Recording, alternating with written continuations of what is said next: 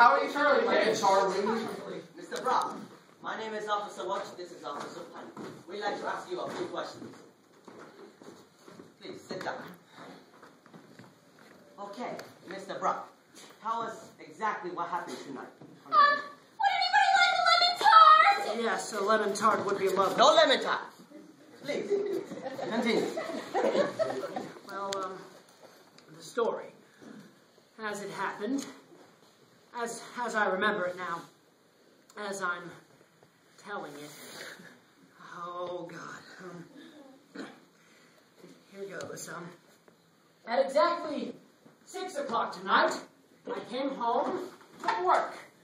My wife, Myra, was upstairs in her dressing room, getting dressed for the party. I grabbed a bottle of champagne from the refrigerator and headed upstairs.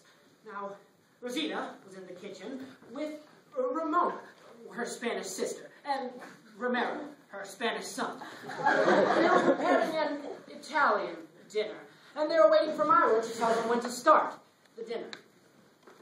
And Myra was upstairs putting on the perfume I bought her for Christmas. I purposely buy it because it drives me crazy. As I climbed the stairs, I said to myself, it's my 10th wedding anniversary, and I can't believe I still love my wife so much. I tapped on her door.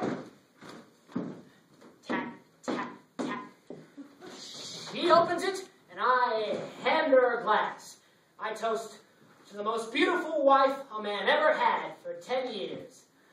She says, to the best man in the best 10 years that a beautiful wife ever had. We drink, we kiss, we toast again to the loveliest hands on the loveliest skin that has never aged a day in 10 wonderful years.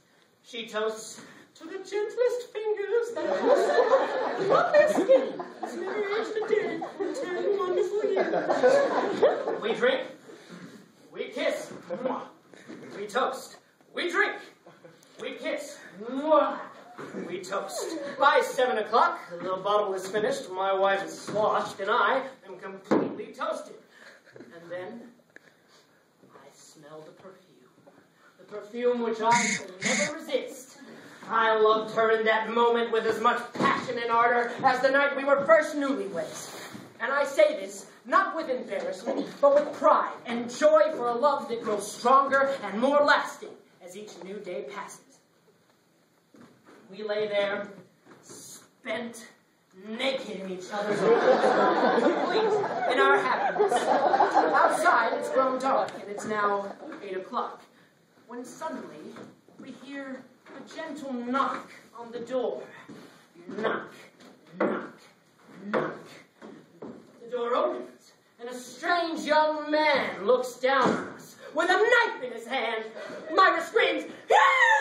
I jump up and run for the gun I keep in my drawer. Myra grabs a towel to shield herself. I run back in with a pistol ready to save my wife's life. The strange-looking kid says in Spanish, "Yo quiero ser dado enchilada porque eso lo quito minutos."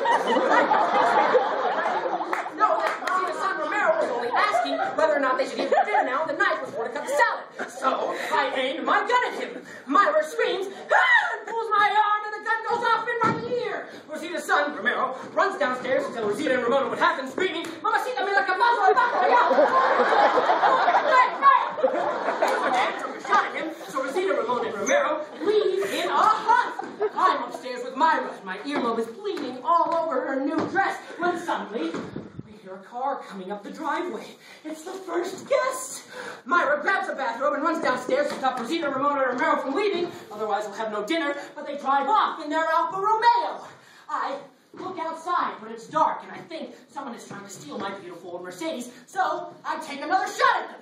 Myra runs downstairs to the basement where we keep the cedar chest. She was looking for the dress she wore last year for Bonds for Israel, but she can't find the light and trips down the stairs and passes out in the dark.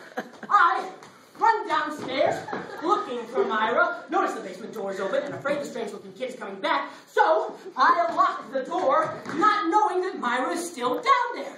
Then I run back upstairs for an aspirin because my earlobe is killing me from the hole in it, but the blood on my fingers gets in my eyes, and by mistake I take 4 Valium instead.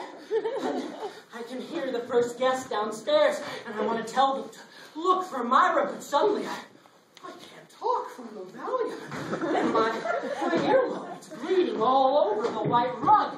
So I tried to write a note explaining what happened, but it looks like gibberish. And I'm afraid they'll think it's a suicide note and call the police. And my best friend Glenn Cooper is coming, and it would be very bad for his campaign if it got mixed up with a suicide. So I tore up the note and flushed it down the toilet just as they were walking into my room.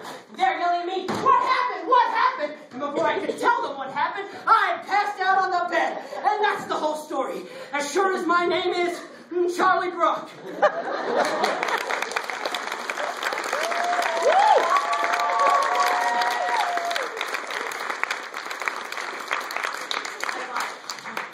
I buy the whole thing.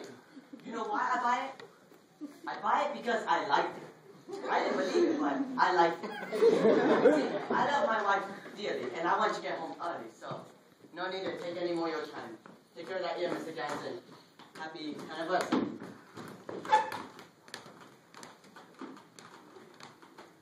Where in the world did you come up with?